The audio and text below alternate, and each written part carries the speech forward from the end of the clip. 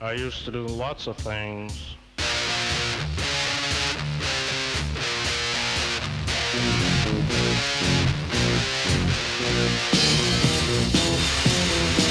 I used to do things and I'd say things and Jesus I was evil.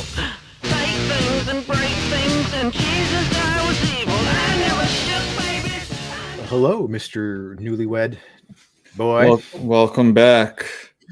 Welcome back. So you were gallivanting all weekend. Yeah. So, The East so Coast tell was me, next. tell me why the East Coast is significantly better in every way than the West Coast. You have the floor. I wouldn't. Oh, thank you. I wouldn't say that it's better. I would just say that it's I was expecting like Mad Max, like dystopia, or even maybe not like post-apocalyptic, but like just sort of like Blade Runner, just like acid rain constantly. You mean Blade Runner that takes place in California? No, not that one. The other one. But they both do, actually. The movie and the book take place in different cities in California. From what I heard, Phil K. Dick was inspired by the Eastern Seaboard. But the news, if we're talking about like fake pop culture, New Jersey news. So what you were trying to tell me at the wedding or the day after, I forget, was that Gotham City is in New Jersey, right? Yeah. Canonically, yeah. It's so that like came out recently? No, it's been like that for a while. So why did it come up all of a sudden? Because you're not the first person who's brought this to my attention. Somebody posted it in a meme, and then I looked it up, and I was like, "Oh, gotcha. Yeah, it's always been there." Yeah, which I guess makes sense. Well, it's funny because that's how Marvel and DC differentiate. That's one of the things that Marvel differentiate itself from DC. DC's heroes all took place in fictional. Take place in New Jersey. Imagine if all DC took place in New Jersey. That'd be hilarious. Well, 90% of Marvel takes place in New York City, like Avengers Tower, the Baxter, the Fantastic Four based in New York City, Daredevil, Spider-Man, they're all in New York City. Really? Yeah. Why did I think Daredevil was from New Jersey? Is that not true? Hell's Kitchen? I don't know. That's not. That's Manhattan. Maybe because he's a lawyer. I knew there's like a connection to me. He was a lawyer, right? Yeah, lawyer, Catholic, blind. You Catholic? Yeah, he's Catholic. Yeah. Really? Oh, yeah. Okay. Yeah, and I think Metropolis, which is Superman's city, I think that's based on Cleveland. Like they're all kind of based on Superman's from Cleveland. Yeah. Well, he's a Midwest boy. He grew up in Kansas, and then I guess Cleveland's probably like the next big city, I guess. Okay. Wait, you think Cleveland's the next big city in the Midwest? I guess I don't fucking know. I guess Chicago, dude. It's like the capital of the Midwest. Anyway, go ahead. Well, I don't know. I don't know all the intricate details, but yeah, Gotham City is in New Jersey. I had always heard. So this is the first I'm hearing about it, which surprises me because I feel like I would know any cool thing about New Jersey. I had always heard that Gotham was a mixture of New York and Chicago. Yeah, but obviously it can't be in both places. But I never really. I always assumed it was like, on a body of water based on because that's like the big kind of like when you go to Chicago, you see the influence. In fact, I remember going on a riverboat tour in Chicago, and the guy pointed out was like that's the bank in the beginning of The Dark Knight that the Joker robbed. So it's like like not only is it based on it, it was some of it was shot there. And then Gotham has always just kind of like been a nickname for New York. Like there's Gothamists, Gotham City, like Gothamist the publication. Now there's like Gotham FC. We actually know you met someone this past weekend who works for them. And I just, it's just cool that it's in New Jersey. I did not know that, but you're not the first person brought to my attention in the past couple of days. That's funny. Yeah, no, it's I don't know if I would consider it a compliment though. It's like that's like we're all the worst villains. Exactly. And it's definitely like not supposed to be. It's like what's the most corrupt, crime-ridden most godforsaken place we can think of. All right, we'll put it in New Jersey. Yeah, I wouldn't be surprised though if they just kind of split the difference between Chicago and New York. Like, yeah, I guess I don't know. Yeah, but the attitude of it's got the attitude. It's got the sort of like demographic. It's like mob influence. It's got all different types of people. I mean, New Jersey, we have all of our we have like Jersey City, Camden, Atlantic City, like all these smaller cities, Newark, that have their own sort of corruption and crime rings and mafia presence. And I mean, we have like there was like a scheme when I was in high school. A bunch of rabbis got caught like selling organs or something, like some crazy shit. They were like, of course that happened in New Jersey. It was very funny. That might not be it, but it was something ridiculous. It was in like there's this really, really wealthy town in New Jersey, tiny town on the coast called Deal, D-E-A-L, and it's like 80% Syrian Jewish, and it was like all coming out of there. And Lakewood, which has one of the largest Hasidic, or I should say Orthodox populations in the Western Hemisphere. It's crazy. You go there, you hear like Brooklyn accents, and it's like not near Brooklyn. But anyway, so you got to see a little of New Jersey. Obviously, I was preoccupied for a lot of the weekend. From what you saw, did you like it? Yeah, Ocean City was terrific. Absolutely was. Yeah, Ocean City's cool. It is, special. And it's just because I love little coastal towns too. So I just love that sleepy vibe. So it was cool, man. And then your family was really nice, and your friends were cool. So yeah, I had a great time. It was very elegant. It was very like a Gatsby-esque experience, because it was like, it was like it's a dry town, but I mean, like, obviously you bring alcohol, but like just that kind of gave it a little bit of like a prohibition-esque vibe. So the hotel, you say Gatsby, I mean, the hotel was built in 23, I think.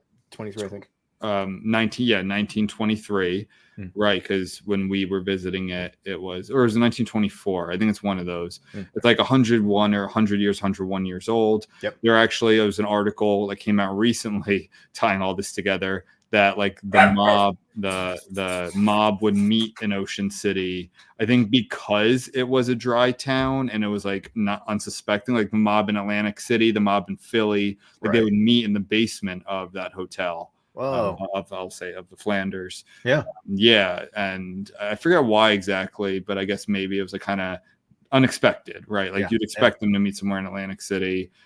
So I thought that was pretty cool.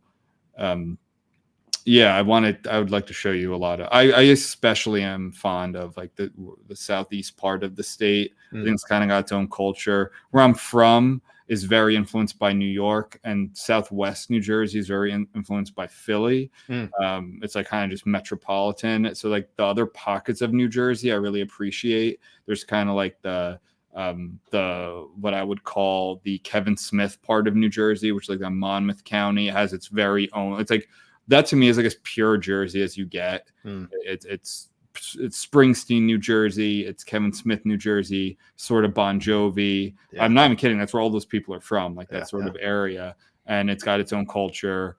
Then there's like the Sussex County mountainous area. My family, like my extended family, has a lake house there, so I grew up going there. That has its own feel to it. That feels like not even like you would think of New Jersey. And then where I live is cool because it's more like a local culture. It's Atlantic City. It's these coastal towns. It's lots of different types of people. There's like lots of agriculture, little cities, suburbs. It's really cool. So I'd like to show you around that. Some really quirky places like Wildwood, Cape May, where I just was. It's gorgeous. It's absolutely stunning, and I love it. So anyway, and then you were in Philly a little. So what was your experience like there? It was pretty cool, man. It was fun. I was there. It was funny just because like the way the flights worked out. I like my time in Philly bookended the wedding, so I was there Thursday night, Friday and Saturday night in Ocean City, and then another night in Philly. So the first night I was there, I got a nice. I went to a divey little sports bar. I got a roast beef sandwich and a beer, and that was great. And I went to a beer garden, and then had some dessert and more beer, and that was great. I didn't do a whole lot, but I was staying in the historic district, so I got to just at least walk around and check out. I love the architecture. It's like the early days of fall, so it was just starting, like the leaves were just starting to come down and stuff. The weather was perfect both in Philly and in Ocean City. It was like mid-70s, sunny. Like it was perfect. The weather was perfect over there. Weather was great. So I spent a bit of time just wandering around and seeing Ben Franklin's, place and stuff like that. And then Ocean City. And then, so my second night in Philly, I was like, okay, like I need to get cheesesteak sandwiches. So I went to one place that was right around the corner from where I was staying called Sonny's, and it was good. It was highly rated. I looked up and it was highly rated, but it was fine. It was because like I've been to several cheesesteak places in California, and it was about as good as that. And I was like, yeah. So for me, I was just like, I'm not a picky eater at all. I have very low standards when it comes to food, but I'm always a little bit skeptical when a place is like, hey, we're known for this. We have the best, whatever it is. And I'm like, I don't know, a cheesesteak sandwich, like anybody can do that. Like what makes yours better than everyone else's, right? Yeah. So the first place, I was like, yeah, it's pretty good, but it's not the greatest. It's fine. But so that's why you and I were texting the next day, and then I asked you for some suggestions, and then you brought up Pat's. Yeah. I went there. That place rocked. That's what I was like. Yeah, and people would like locals in Philly would be like, why would you tell them to go there? That's so touristy. Because Pat's and Geno's are like the most. Well, Geno's is more well known for. They were the ones who were like speak English. Like they had a bunch of kind of like racist stuff after 9/11 even. And nice. Yeah, and they're like super aggressive, and I don't like their cheesesteak as much. I really don't care about that part of it, but they do more of the strips where Pat's does the chopped. And I gave you, like, I also said Del Sandro's Jim's, which I think burned down. I know my friend loves that one who lives there. But to me, like, yeah, okay, like the Philly people who hear this will probably be like, well, why don't you go to this place? It's because you're there for a fucking day, and it's well known, and it's not bad. It's more of those things. It's like people like to shit on it because it's popular, and it's touristy, and it is. But I think it's good. Like I've had them both. I thought Pat's is good. To be honest, and here's what I'm gonna say to all those Philly people, and I'm not just saying this to be like a homer. I honestly mean this. The best cheesesteak I ever had, and I would get regularly, was in Ocean City. There was a place called Voltacos. People always think like, what do you mean tacos? Like, no, that's an Italian name, Voltaco. And it's the best cheesesteak I've ever had. In fact, when it closed, it was there for like 60 years. It closed not because of, it was like this little hole in the wall place. You couldn't even sit in there. Family run, and the younger generations didn't want to run it anymore. And it was by far the best. I'm upset. I have a sign for it in my house. I have like a little street sign for it type thing. And I actually stopped like eating red meat shortly after it closed. I was like, you know what? If I can't even have Voltacos, like I've been on the fence with this. That was like two and a half, maybe like 2 years ago. Yeah. Like it kind of just coincided with that. I was like, you know what? I'm just kind of done with eating red meat because Voltacos was like one of my last regular places I would eat that. I would eat beef, and it was so goddamn good. So anywhere you say in Philly, I don't care because it will never be as good as Voltacos. Well, we'll add that to the list next time I make it out. It's not there. Oh, that's right. It closed. That's right. It was this amazing little spot that and then we'll move on to what we're actually talking about today. But it's like why I loved it so much was because there aren't places like that anymore. And I don't just mean the quality, like Ocean City especially is becoming very much like a lot of the cool shit that was on the boardwalk is either moved to what's called Asbury, which is a street, not Asbury Park. That's a totally different town in New Jersey that I also love. That's like an hour and a half away. It's like moving to Asbury, which is like the main street. There's like basically the boardwalk and there's the main street. Yeah. And the boardwalk's just turning into like the same bullshit you see on every boardwalk. Yeah. It's kind of just like the same chains and whatnot. And Voltacos was this cool place that was unique and good quality and like it was a little pricey, but it was that good that you would pay it. And it was great. It was huge cheesesteaks. It had great we would get linguine and clam sauce. They had like great other kind of Italian packaged foods that they would make you just get out of the fridge. And it was just the best. And I'm really, it just sucks that place is gone. So, if anyone's like, why do you, like I did tell them about Del Sandro's. I did tell them about Jim's. I don't know where they are. I haven't been to Del Sandro's in forever. I don't know if I've ever been to Jim's, but Pat's is totally suitable. And I'm glad you liked it because people they get really fucking snooty about like the cheesesteak place. Like it's a fucking sandwich. Yeah. Like it's fine. And that's a good one. So I got the pizza fries, which were also delicious. Nice. And then I got a birch beer. It's funny. So I'm sitting out there. And it's like that's a very Pennsylvania thing. Yeah. Yeah. They had it there. So I was like, all right, I want the full experience. Yeah. And I got that experience because it's very kind of like, blue collar place. And I overheard some really funny conversations from just some like, there was one dude, he had a motorcycle, and he's talking on his phone. And like, I just caught snippets of the conversation, but he's just walking around the street and just like yelling. And he's like, look, I got everything I need. I can inflate these tires. I got everything I need. I got the title. I'm trying to get rid of this thing. But you got to tell Tommy that he's got to fucking call me. Yeah. But he's just going on about Tommy. What's going on with Tommy? I'm sick of this back and forth shit, right? Yeah. And so I heard that conversation, and then I heard another conversation. There's like some dude who's doing some work. I don't know if he's a plumber or something, but he's working on the restaurant, and he's talking about his son. He goes, "Yeah, my boy. He's I don't even understand what he's talking about anymore. He's like." He's only like quantum physics and stuff like that. Like the kid's on another level. I don't know what he's talking about. He's not a bad kid, but he's just smart though. And I was just like, but the smart kids, sometimes they get into weird shit though. But it's like this is what I want. I want like the ultimate like blue collar, like dirty. Like, and that's like it's a real neighborhood. Like South Philly. I have a friend who bought a house there. It's like a real cool neighborhood, very Italian, Latino, very like Cambodian. I think there's a lot of like a Vietnamese Cambodian type population. It's cool. It's classic. If you remember, do you ever watch Always Sunny? Did you ever I've watched a few episodes of it. Well, it's very early on where like he punches. Even that's how old Always Sunny is. That like he calls her the tranny. Like, remember he punches the tranny, and it's like very early. I think it's season 1, and the guys are like, "Hey, that like he just punched that girl." It's like, no, he's like, it's a tranny. He's like, and they're like, is that a hate crime? Yeah, I think it is. And they chase after Mac. That was shot at Pat's. Where oh, nice. Yeah. They also shot Rocky there too. So there's a plaque. Oh, is there a Rocky? Is Rocky there? Yeah, there's a plaque on the cement there on the side of the building. I think it's just like one scene where he's just hanging out. But there's a plaque that says like, Sylvester Stallone stood here in 1976 to film Rocky.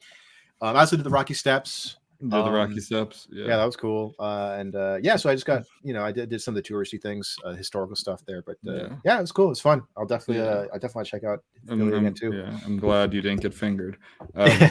So next time you come, I'll show you around some of my favorite spots. In Jersey. So now it's enough with the personal bullshit. Yeah, really. All right. Traveling and marriage. All right, so we're going to do a couple short articles. This one is out of the Free Press, one of our regulars, as you can tell. Yep. This article, I mean, I read it, and it's very interesting, but it's also like, I think there's some stuff missing from this. But anyway, we'll discuss it. So the title is, my French teacher was beloved for 25 years. Then she was asked about hijabs. The subtitle, Spence, a $65,000 per year Manhattan private school, claims that true education means learning how to honor differences. They lied. And this is by MJ Koch. I don't know how to pronounce it. Koch. I'm not as familiar with this writer with the Free Press. And this came out on September 19th. Yeah. I'm going to read some of it. I think our conversations do better when we read from it more. Sometimes I feel like we just kind of dive in, and the list, like, as I feel the listeners might not know what we're talking about because they didn't read it. So I'm just going to start reading. Okay. Yep.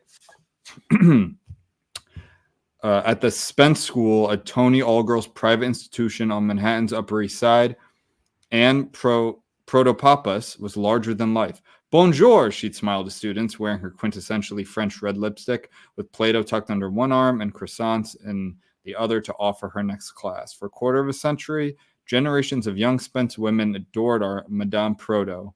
She spearheaded school trips to China and Japan, launched a language and culture institute, revived the Model United Nations Club, advised the yearbook staff, developed a debate team, and offered special salon classes to parents and alumni. Part Vietnamese. Oh, she's part Vietnamese. I didn't even notice that. Part Vietnamese, part Greek, and part French. She speaks 5 languages. Now at Spence from 2006 to 2019, there's no teacher I admired more. She was the only faculty member in the language department to receive 3 yearbook dedications and 4 recorded money donations to the school in her name. 4 recorded money donations. Okay. Then in February, she was fired. Unable to find another teaching job, she is suing the school, its trustees, and its 2 top officials. Head of school Felicia Wilkes, and Director of Teaching and Learning, Eric Zoller. In the lawsuit filed earlier this month in New York State Supreme Court, Protopapas and her attorney, Sean Dweck, claimed she was the victim of employment discrimination based upon age, race/national origin, and retaliation after lodging complaints about the discriminatory practices at the school. What's more, they argue, after a student took issue with the way Protropos 62 conducted a class, Spence deprived her of due process that would have allowed her to defend herself. So that's the crux of it, right? We see this time and again. Beloved, usually teacher, professor, it's like there's no such thing as, not that there even should be credit, but like you have great standing for years. You're beloved. You're successful. You like to do your job, and then one incident can be your ruin. Again, this is why I don't like. Yes, I think there's been a lot of change for the better. Like the pendulum swung in the other way. But at a all girls extreme, like this school is as expensive as like some really good like colleges. They're still pulling this bullshit. And it's crazy because she's also very intersectional. She's a multi-ethnic woman who speaks multiple foreign. She speaks multiple languages. She's organized trips to other countries. So it just seems like this would be like the gem, like the prime jewel in the sort of a private institutions, especially nowadays in the private institutions faculty of like, oh, like she's so progressive and she's so multi-ethnic and she's so intersectional and she does all this stuff. She's so cultural. But that wasn't enough to save her. The age thing was a little confusing to me. I don't remember it showing up again for the rest of the article. Really, maybe I missed. What do you mean the age thing? Because it said that part of it. Employment discrimination based upon age, race, national origin, or is that just sort of a catch-all? I think it's a catch-all. Like like when you like file a complaint for these sort of things, like you're gonna put in as much as possible. So they're gonna put in any single way that they could have been discriminated against. Gotcha. And in fact, I feel like age sometimes is one of those things where it is overlooked, and it's much more like subversive. Like it's much more that the institution or the company, will find another reason to try and get rid of someone, when the main reason is like usually when they've been there a while, they're making more money. Right. Again, I can't imagine this place wants for money, but that could be it. Right. But I think it's really just in there for a catch-all. Gotcha. So where was I? So here. Quote, I never thought that I would pay such a high price for practicing and teaching the skill of free and responsible expression and independence of mind at a school that I picked for its open-mindedness 25 years ago, Protopopoulos told me.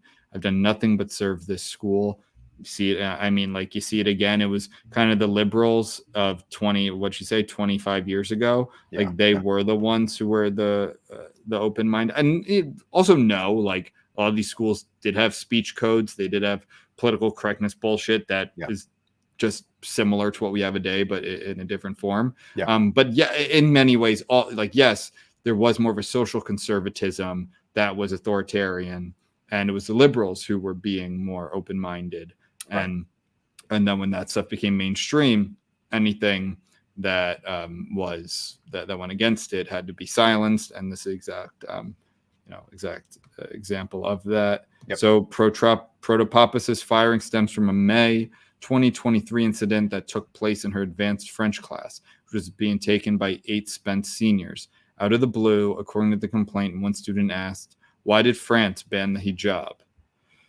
Protopopoulos said she responded by thanking the student and then giving the class some background about why the French law banning hijabs and all other visible religious symbols in public K-12 schools was in accordance with the country's belief in secularism, or laïcité. She said she invited the class to consider the pros and cons of this law, which came into being after a nationwide debate in which some Muslim women advocated to protect young students from family pressures to wear the veil. According to Protopop, you want to say something? Yeah, it's like that just seems like a perfectly reasonable thing to do. Of like, let's discuss this. What are the pros and cons of it? What are both sides of this? It's like it's almost like you couldn't write this any more sympathetically. She was like, "Thank you for asking this question. Here are the pros and cons of it. This is part of our." And I think this is where like the national origin comes in. It's like France does have almost like a militant secularism sometimes. And while I think some, liberals love it when it's against the Catholics and against the Jews, but when it's against the Muslims, for some reason, the like most conservative of all the groups, they find or at least usually the most like officiously as conservative of all the groups, they like lose all of their standing and all of their scruples and become, they're like they're like the hens, advocating for the fox or whatever, the lambs advocating for the wolf, and they just lose their shit.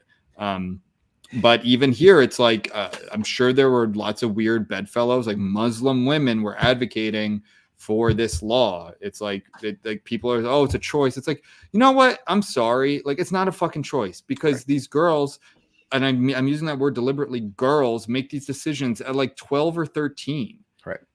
So same with like the disgusting female genital mutilation, like, and I don't even think that's a choice, but these girls who come from these very conservative homes, like they're choosing to wear the hijab or else they're like cast aside. They're like totally, it's the same thing that happens in Orthodox Jewish communities and Mormon communities. And what's the one I'm blanking on? Oh God, Amish communities. It's like, yeah, you can go live in sin, you can go drink and smoke and have fun, but you're not going to live here. Yeah, like that's fine. That's literally what the Amish do. That's what Rumspringa is. You can go live like that, and when you come back, you're with us, or go out on your own. Right. And that's what and I think these Muslim communities are the same way. There's tons of familial pressure. It's not their choice. They're 13 years old. Right.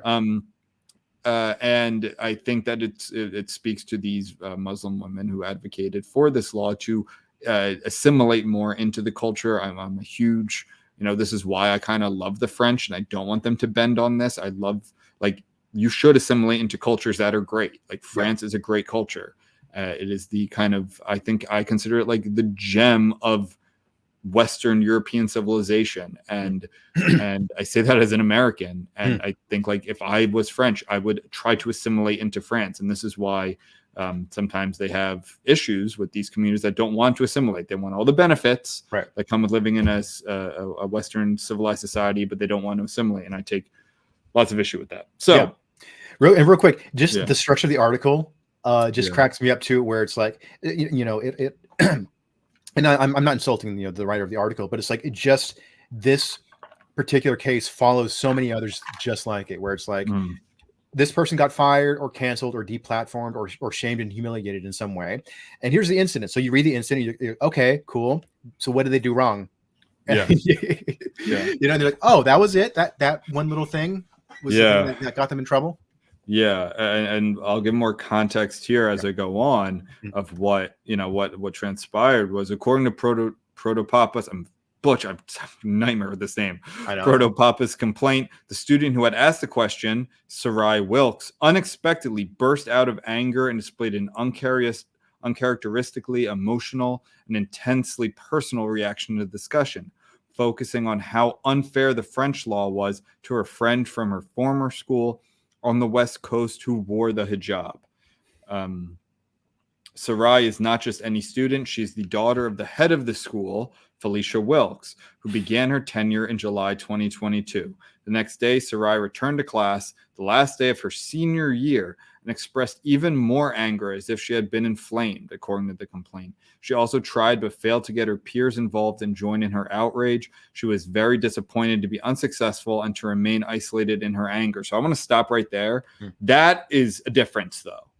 Like, if this was 2020, 2021, or even let's say 2017, this would have probably caused like students to join her, and it would have been a movement, and there would have been walkouts, and there would have been whatever, wearing shirts and signs and all of that shit. here's just one student. Now, unfortunately for Protopapas, that student is the daughter of someone very powerful, which is fucking sick. Yeah. But at least for people like us, that to me is progress. That this shitty student is on her own. Yep. Unfortunately, she happens to have a lot of power, but it wasn't a whole school-wide thing, which would have happened a couple of years ago. Yeah. So her classmates were embarrassed and confused by what seemed completely out of the ordinary and blown out of proportion, especially since Sarai and her West Coast friend became the focus of the 2 final days of a productive year they had enjoyed. Free press requests for comment from Sarai Wilkes were not returned. It was all downhill from there. Protopapas scheduled meetings with administrators to discuss Wilkes's reaction to class, but the meetings were canceled and postponed, the lawsuit claims. According to an email shared with the Free Press, when she finally met with Zahler, the director of teaching and learning, he told her that some students found her comments regarding the hijab Islamophobic. Oh no. Being Islamophobic. Overnight, I felt demonized, discredited, disqualified, and delegitimized, said Protopapas. Yeah, that's ridiculous. It's so we're lodging all these complaints against you, and we're not going to give you an opportunity to share your side of the story, despite the fact that you've been, you've been beloved and you're in high standing here for 25 years, and basically no complaints, and you've helped the university, the school in so many ways. This one time we're going to not give you the benefit of the doubt. You have not earned that. It's really like, this is where I think the article, I'm just like kind of scratching my head, and it's a short one, so there's a couple more paragraphs. I'm going to finish it. Yeah. The following school year, Protopapas's advanced French class was placed under scrutiny, her complaint says. She proposed 2 interdisciplinary courses on trust, truth, faith, and facts, and on identities and exile, the sort of courses that had always been approved in the past. Wilkes said no to both. While in the past, Protopapas had taught the philosophies of the dead white men, including Jean-Paul Sartre, Blaise Pascal, René Descartes, and Immanuel Kant, she had also introduced students to the influence of the Harlem Renaissance on France's negritude, a literary movement of French-speaking Black intellectuals. She explored how the Arab and Christian worlds coalesced in French culture. And yet, by February, Zahler had concluded from 3 visits to her class that her teaching was inequitable, confused students, and prevented them from speaking in class, and did not meet Spence's standards and expectations, according to the complaint. Despite 2 decades of student evaluations in which she was lauded as by far Spence's best asset, according to a PDF of the appraisals she shared with me, Protopapas was brought into an in-person meeting with Wilkes and the school's head of human resources, informed of her termination. It's Orwellian, Protopapas told me. So 3 visits to a class. It's like, it's so bizarre, and like I that's what I feel like I'm missing something, and I kind of getting the spidey senses for this. I hope all of this is true, because I think she would have a strong case. I don't know what will come of it. This is a private school, but it feels like it's so far. Like, could it really be that obvious that the daughter of whatever this administrator's name is, I forget, or whatever the title is, the higher up, complained, had this ridiculous reaction, like it was a totally normal situation that the teacher handled really well, that would lead to her termination? Like, it feels so, it's either these people are in such a bubble, which it is the Upper East Side of New York, which is, if there is a side of New York that is like considered the Republican side, like barely, like there is a kind of a hamlet there of Republicanism, and like the Lower East Side. Excuse me, not the Lower East Side, the lower part of the Upper East Side, definitely not the Lower East Side. And it tends to be more conservative. Like I think some of New York is going more that way. I'm excited to see this election, but where there will actually be majorities, but still, I think we saw a lot of these elites kind of switch, and they took comfort in this identity politics. It took the heat off them from a financial standpoint. And as long as it's like, oh, we're the good, wealthy people who vote Democrat, like, we're okay. And I think this might be one of those situations. I just feel like I'm missing something. I don't know if you're in that same sense. Well, the article does continue Wait, after, but there's not a whole lot more regarding like the actual lawsuit. Where does the article continue?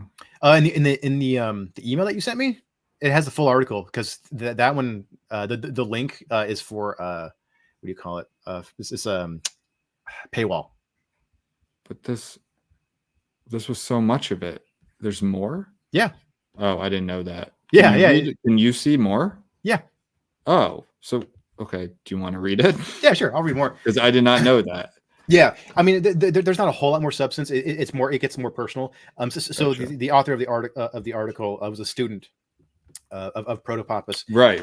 So when I was a student in her class, Protopopus would joke to us, "Don't be un mouton," a literary reference to Francois Rabelais' story of the sheep. Question everything, engage in multiple perspectives, dwell in discomfort, learn the facts, and then form an opinion.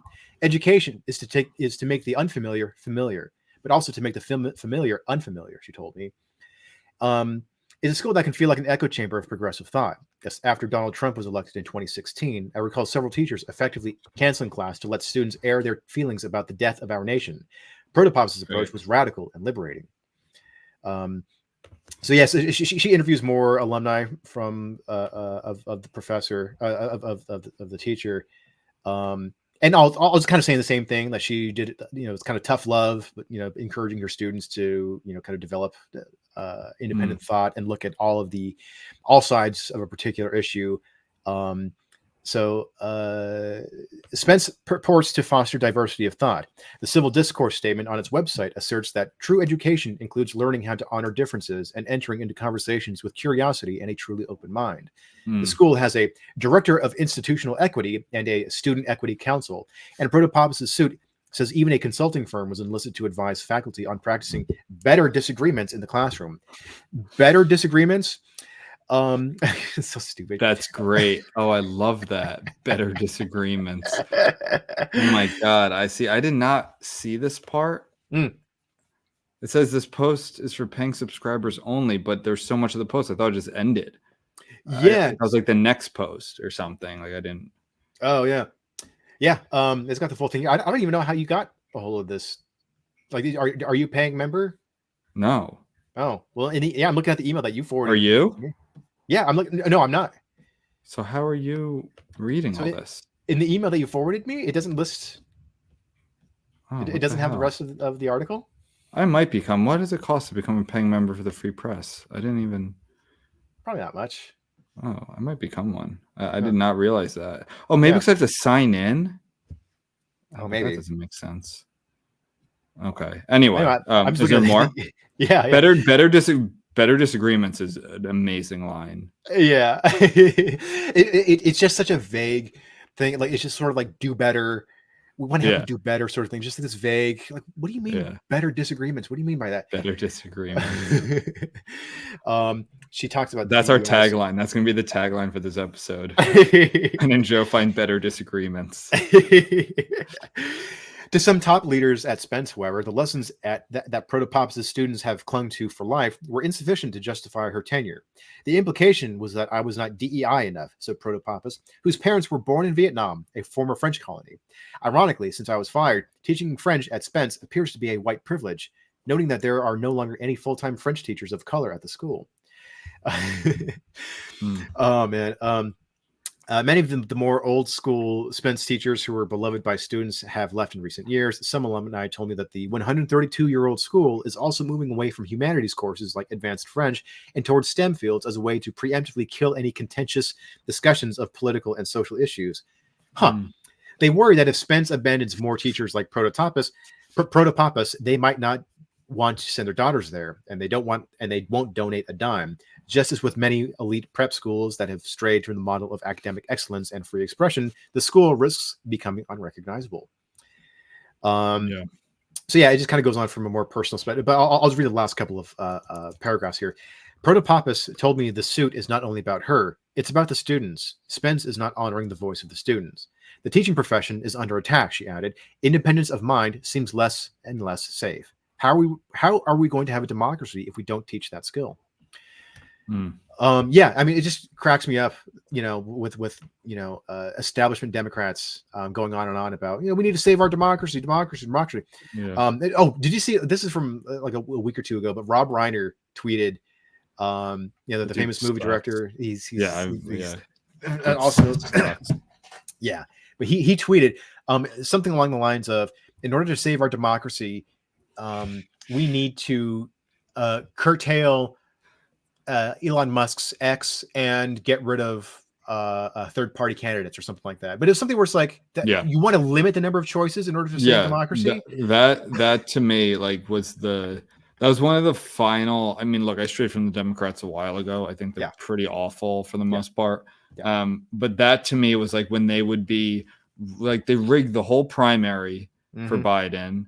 They rigged this primary process. They lied to us about the democratically elected president and his wherewithal and his competency. They rigged it for Kamala instead of having an actual primary where the people get to decide who. Like, it's the biggest bullshit that it's like the least credible argument that they have, and they lean into it so much. Yeah, I have noticed that like Kamala is actually running a pretty good campaign on what to not talk. Well, she's not saying much at all, which is smart because she's I feel like a dumbass.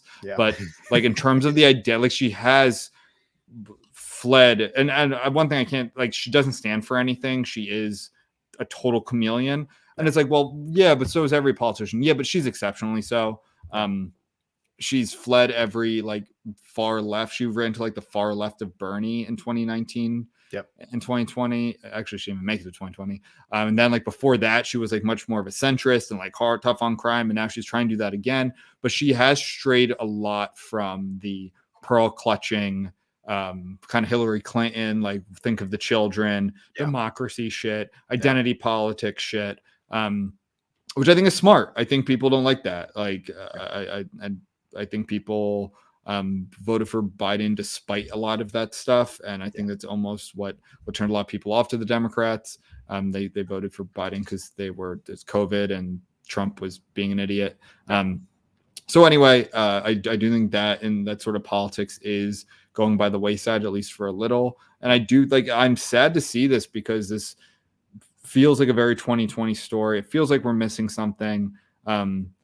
It's like, I want to follow this. I want to see what happens with this. It'll probably settle out of court and we won't know, but who knows? I just think this sort of thing sucks, how like one 18-year-old hysterical girl can ruin someone's career, like someone's established career. I hate it. It like it makes me feel like the EBGBs.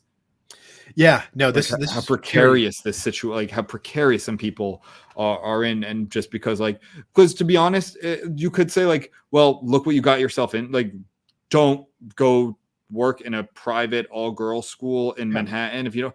But I don't think it used to be that way. Right. Like it probably, so it's not. It's the same old thing. Like, well, I didn't change, they changed, right? Like I didn't leave the Democratic Party left me. Like I think that's what happened here. It's like she didn't go work for some, nonprofit that's super identitarian or crit. Like she was doing what she loved, and it was a sudden change. And this is like, feels like the death rattle of this crit period that I'm sad to see isn't dead. Yeah, no, it's still there are still some people out there keeping it on life support. This was a pretty infuriating read, but I do hope that things work out. So similar to the art history teacher, the professor at that one college, this might be kind of a fun little installment to kind of check in on. I mean, it's like sounds like she was beloved, and she also loved her job. She was there for 25 years. She seemed perfect for it, and it seemed perfect for her. So it's a tragedy that they would just stab her in the back like that because of one complaint. And it's like, if you notice the woman Wilkes, like she's only been there for 2 years. Yeah, exactly. Yeah. Just her like shitty daughter was the one to cause this. So anyway, hopefully we will. Hopefully the story will continue, and we'll bring it up in future installments. Definitely. I'm surprised. I can't believe she can't get another job. That's crazy. You there? Sorry about that. Yeah, my headphones unplugged, but right. I'm here. All right. Well, speaking of which, now we're kind of going to the other side here. Yeah. I don't know if you want to handle this one. This is a Republican being a dumbass. So this is from FIRE, the Foundation for Individual Rights and Expression. Yes, They're a terrific organization, and we've brought them up multiple times. So Philadelphia, September 19th, 2024. Oh, this actually is more press release. Anyway, after Pennsylvania State Senator Doug Mastriano sued Oklahoma historian James P. Gregory Jr. for criticizing his academic research, the Foundation for Individual Rights and Expression is stepping in to defend James's First Amendment right to question powerful public officials. James is a museum director and PhD candidate who did nothing more than raise legitimate concerns about the quality of Mastriano's academic scholarship, engaging in expression squarely protected by the First Amendment. Historians have arrived at the truth by debating ideas, inviting skepticism, and challenging assumptions and sources, said James. By trying to silence that debate, Mastriano is literally on the wrong side of history, and history will prevail. To vindicate James's rights, FIRE is asking the court to dismiss the case. Not only are Mastriano's federal claims baseless, but his defamation claim is subject to an Oklahoma law that allows courts to swiftly dismiss lawsuits targeting protected speech. The First Amendment means all Americans have the right to criticize public officials, no matter how angry that criticism makes them, said FIRE senior attorney Greg Grubel. Politicians should be concerned about legislating for the people, not suing critics when their feelings get hurt. Fuck yeah. Mastriano is a former military officer who has served in the Pennsylvania State Senate since 2019. Before his political career began, he wrote a 2014 biography of Sergeant Alvin York, a famed World War I hero, based on his PhD dissertation at the University of Brunswick in Canada. While James was a graduate student in 2018, he came across Mastriano's book and initially thought highly of it. But when he tried to verify some of its claims, he realized that many citations were inaccurate, to the point that he was concerned some were potentially fabricated. In 2022, James reported more than 200 issues with Mastriano's research on Sergeant York to the University of New Brunswick. James, who also wrote a book about Sergeant York, which counters many of Mastriano's claims.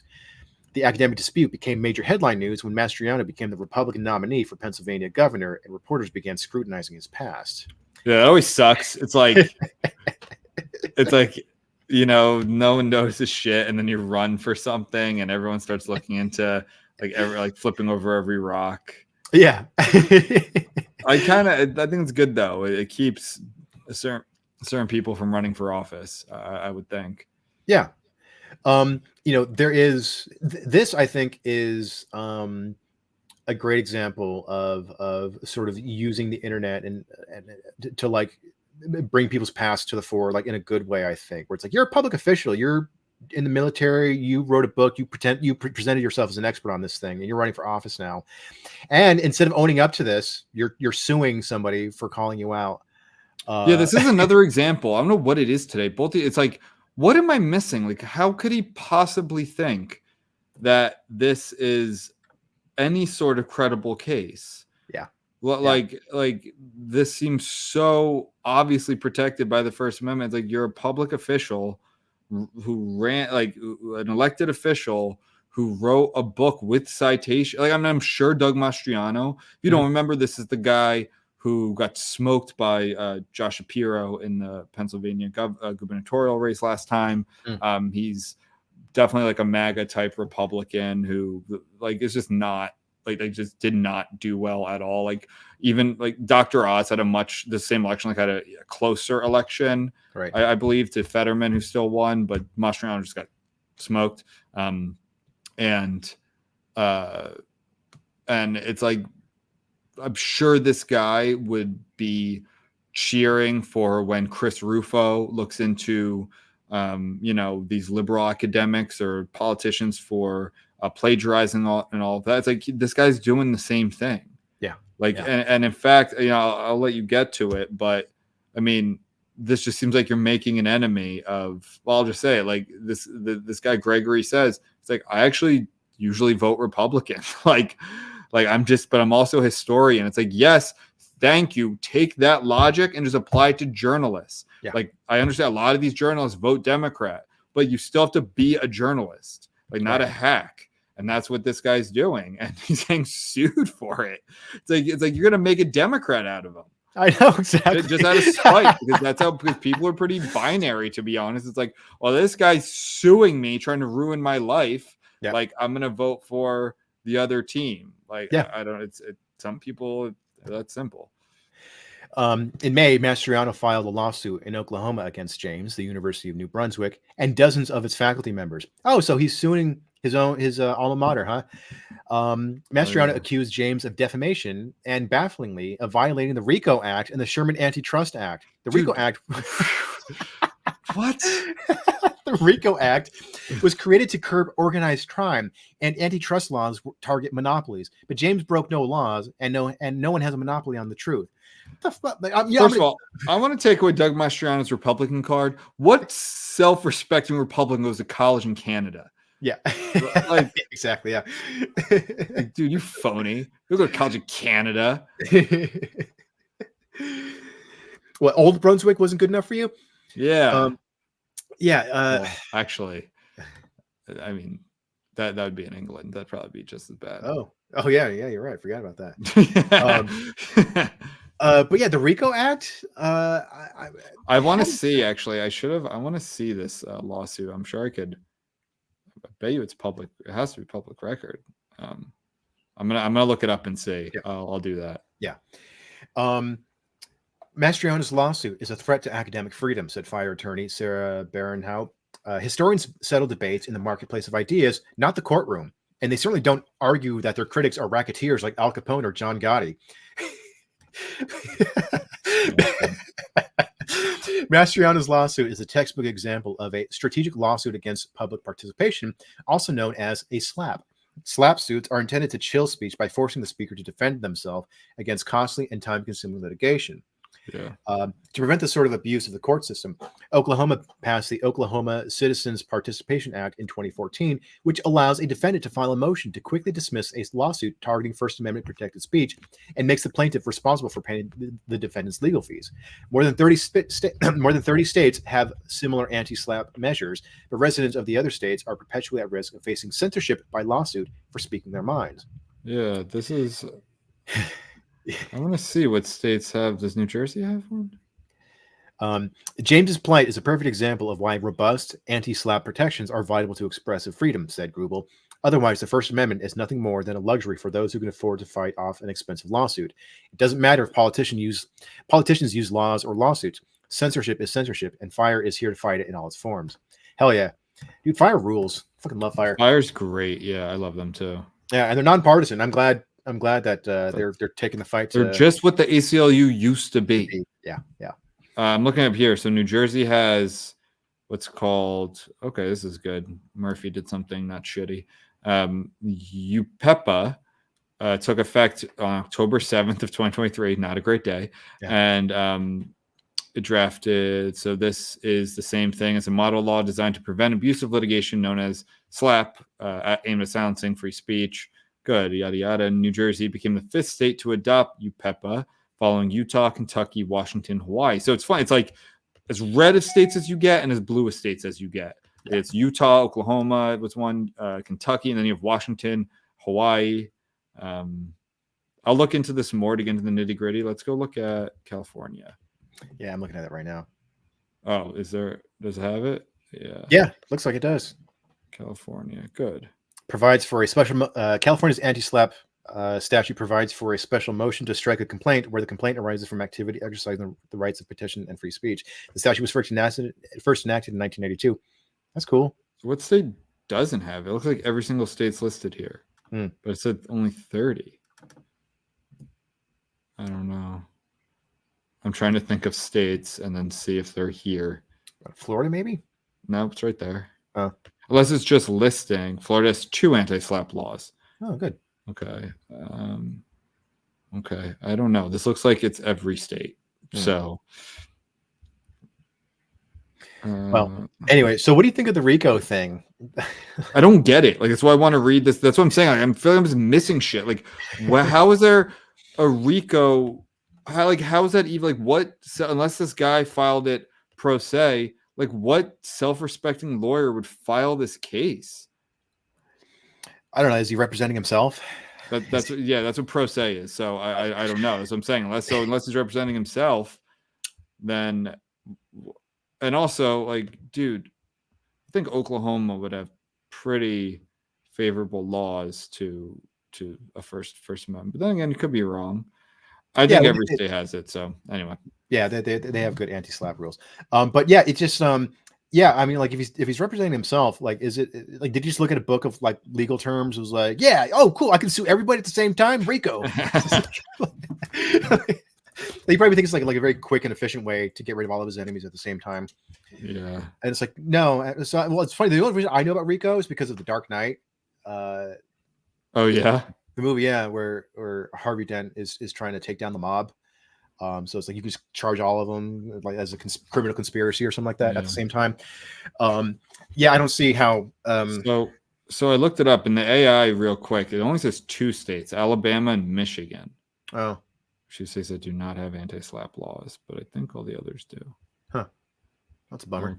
Don't talk your shit in Alabama. Yeah. But yeah, this anyway, another fun one to. Another thing we'll follow. I'll try and I'll try and find the complaint and read it.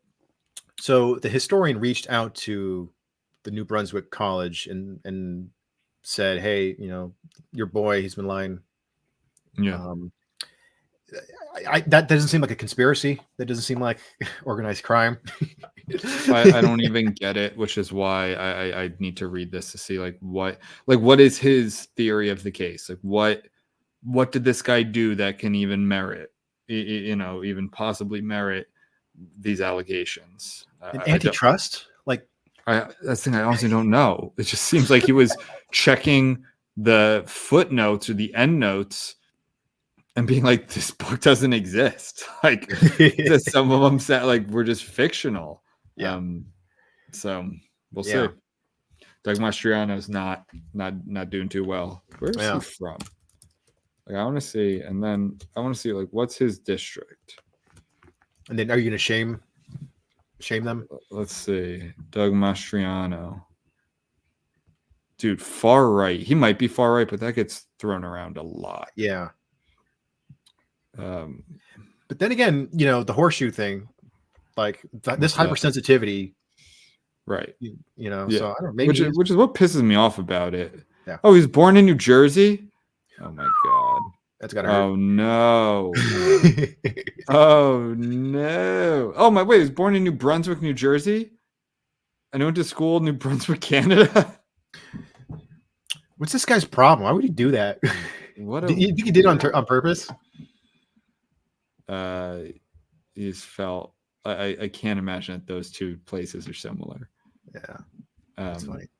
I'm just curious to see what his. Let me see. I just want to see where his district is. I don't know. This is taking too long. 12th district. Oh, it's like a south central district, I guess, or that's a different one. But anyway, all right. Do you have anything else to add?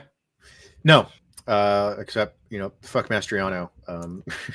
It sucks. It's so petty. Yeah. Yeah. Well, what about you? You got any legalese to throw into this?